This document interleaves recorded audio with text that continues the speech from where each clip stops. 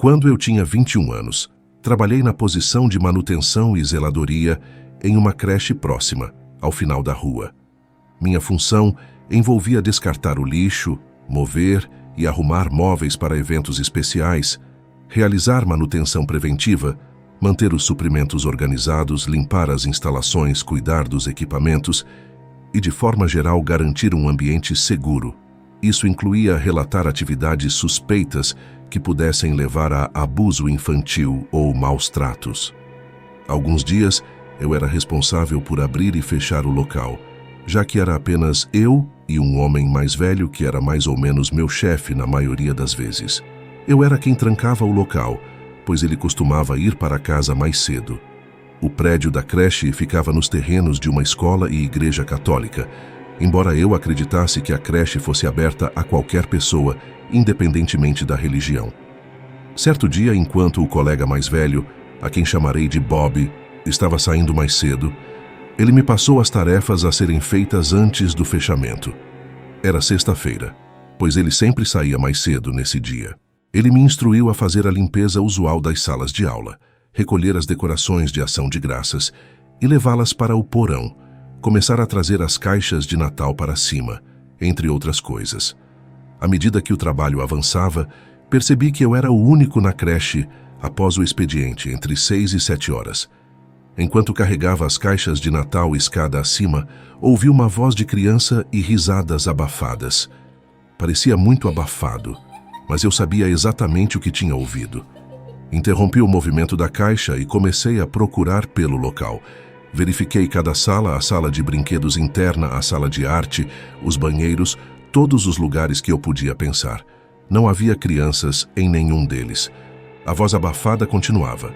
E a única área que eu não tinha verificado era o porão. Voltei para a porta do porão e olhei para baixo, esperando. Ouvi um barulho vindo de lá e a realização de que havia uma criança desceu sobre mim. Corri escada abaixo gritando, "Quem está aí?", pensando que uma criança tinha se escondido lá. Cheguei ao final da escada e corri pelo corredor do porão em direção à sala de armazenamento. Vi um dos carrinhos de brinquedo se mover por um segundo antes de parar, como se tivesse sido empurrado. Fiquei parado olhando ao redor, perguntando repetidamente se havia alguém ali. O silêncio era ensurdecedor. Foi quando ouvi algo plástico cair no chão, atrás de mim. Não havia corrente de ar alguma no porão. Nem mesmo me virei para ver o que era, apenas fugi escada acima, sem olhar para trás. Parei no topo da escada novamente, e quando ouvi um sussurro de criança vindo de lá embaixo, bati a porta com força. Eu não sabia o que fazer, exceto ligar para Bob. Resumidamente, ele disse que, se eu achava que havia uma criança lá embaixo, eu deveria chamar a polícia. O assustador foi que eu não achava que havia uma criança lá, mas ainda assim liguei para o 911. Não podia sair sem confirmar, e estava certo de que não havia crianças lá, pois com a ajuda de alguns policiais, quando olhamos lá embaixo, não havia nada além de caixas e recipientes cheios de suprimentos e decorações. Também não encontrei nada no chão que pudesse ter feito aquele som plástico. Dado que não havia lugar para se esconder lá embaixo e ninguém relatou que seus filhos estavam desaparecidos, a polícia não pôde fazer nada além de sair. Pude perceber que os policiais acharam que eu tinha desperdiçado o tempo deles, mas eu estava tão perturbado que não me importei. Eu renunciei ao emprego antes do Natal, antes de ter que descer novamente para aquele porão.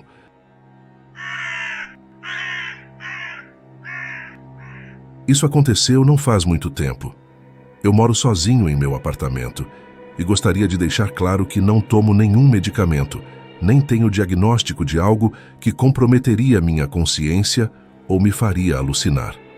Essa noite foi um incidente isolado que não consigo explicar. E realmente espero que continue sendo o único.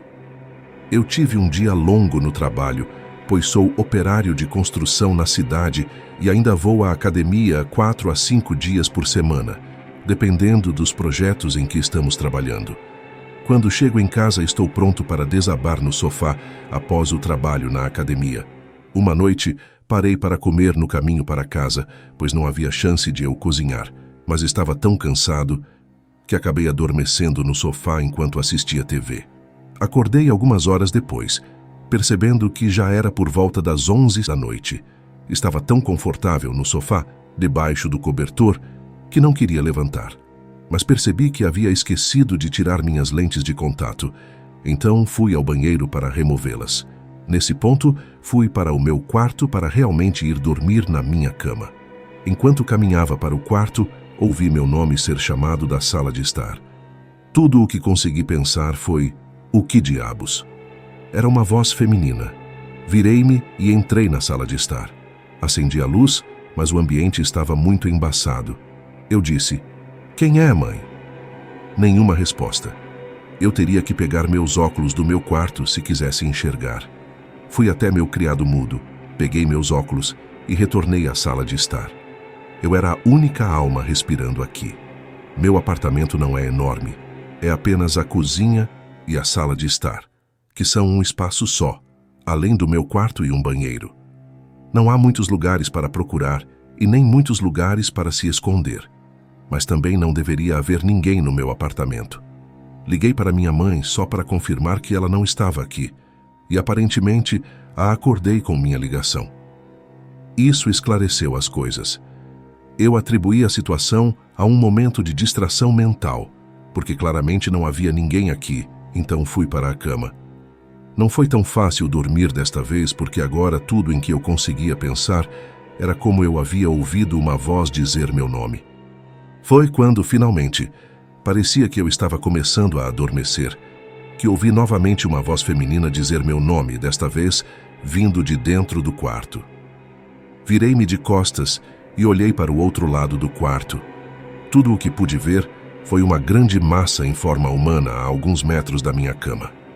Eu conseguia ver os cabelos longos de uma mulher e mal conseguia ver o que devia ser características faciais distorcidas. Soltei um grito horripilante enquanto tateava pelo interruptor de luz ou pelos meus óculos. Derrubei o abajur enquanto finalmente encontrava o interruptor para acendê-lo e agora não havia mais nada no final da minha cama. Coloquei meus óculos e procurei em cada canto e fresta do quarto, embaixo da cama, nos armários e na cômoda. Depois verifiquei o restante do apartamento. Posso afirmar com certeza que não havia ninguém além de mim no apartamento.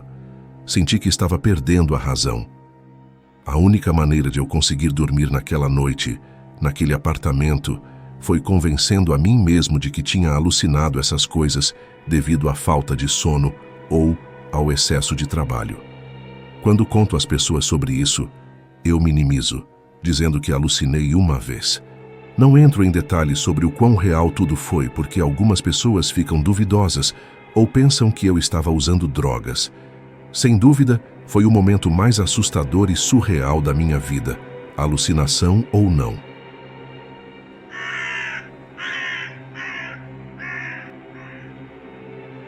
Tenho 27 anos e moro com meu irmão James em uma casa que dividimos.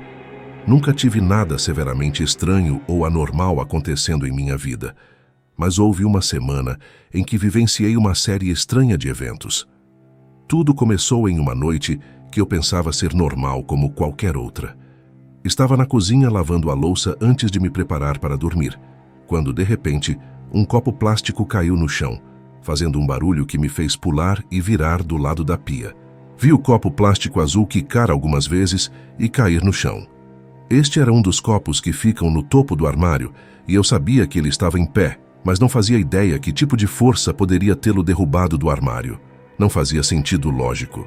Peguei o copo e o coloquei de volta no armário. No entanto, isso não foi o último evento estranho naquela noite. Enquanto estava na cama com a persiana fechada, de repente, houve um estranho brilho muito fraco no meu quarto que vinha pelas persianas. Virei-me de lado e tentei espiar por baixo da fresta, na parte inferior das persianas, mas não consegui ver nada. Honestamente, por mais estranho que fosse, eu estava tão confortável na cama e tão preguiçoso para levantar as persianas que simplesmente descartei a luz como algo como uma lâmpada de rua com uma lâmpada nova ou algo do tipo. Eu sei, um pouco ridículo, mas na época eu não tinha motivo para suspeitar de algo paranormal. No dia seguinte, eu estava sozinho em casa, pois James estava no trabalho. Era um dia escuro e tempestuoso, e a casa estava constantemente tremendo com os trovões. Quando ouvi um copo cair da cozinha, associei ao barulho do trovão. Fui até a cozinha para pegá-lo e percebi que era o mesmo copo plástico azul que eu tinha cuidadosamente colocado de volta no armário no dia anterior.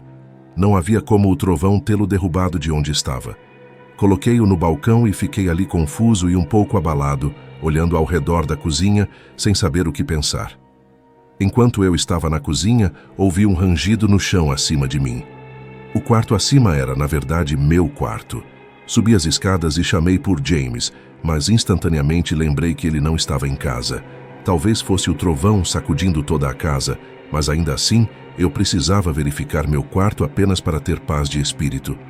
Subi as escadas até meu quarto, acendi as luzes e, dado que todos os quartos da casa estavam escuros devido ao clima, meu quarto, de formato quadrado com 2 grandes armários, estava claro, assim como os armários. Desliguei as luzes e desci as escadas novamente. Naquela noite, quando James chegou em casa, eu tive uma conversa com ele sobre os eventos estranhos que vinham ocorrendo. Ele disse que não estava ciente de nada disso. No entanto, até aquele momento, nada que acontecera era extremamente incomum. Pela noite, as coisas foram normais, e eu adormeci facilmente. Acordei em um horário indefinido durante a noite. Ainda estava escuro. Verifiquei meu celular. Eram 2 horas da manhã. Rolei de volta para o lado e fechei os olhos, quando ouvi distintamente o som de um dedo batendo na janela. Eu podia sentir meu coração na garganta. Não sabia por que alguém estaria batendo na minha janela, mas não queria ver quem poderia estar lá fora. No entanto, por alguma razão, demorou tanto para eu perceber que eu estava no 2º andar da casa e, portanto, ninguém poderia estar do lado de fora da minha janela. Empurrei os lençóis para fora do meu corpo e virei para encarar a janela. Não havia ninguém lá dentro. Então levantei a persiana e do lado de fora também não havia ninguém. Mesmo assim, eu sabia que ouvi o que ouvi e sabia que não estava imaginando ou sonhando. Corri para o quarto do meu irmão e comecei a surtar. Não sei se ele acreditou em mim ou não. Sinceramente, acho que eu não acreditaria em mim se não tivesse experimentado. Dormi na sala de estar naquela noite e já se passaram 3 semanas sem nenhum incidente paranormal. Eu nunca acreditei no sobrenatural até isso.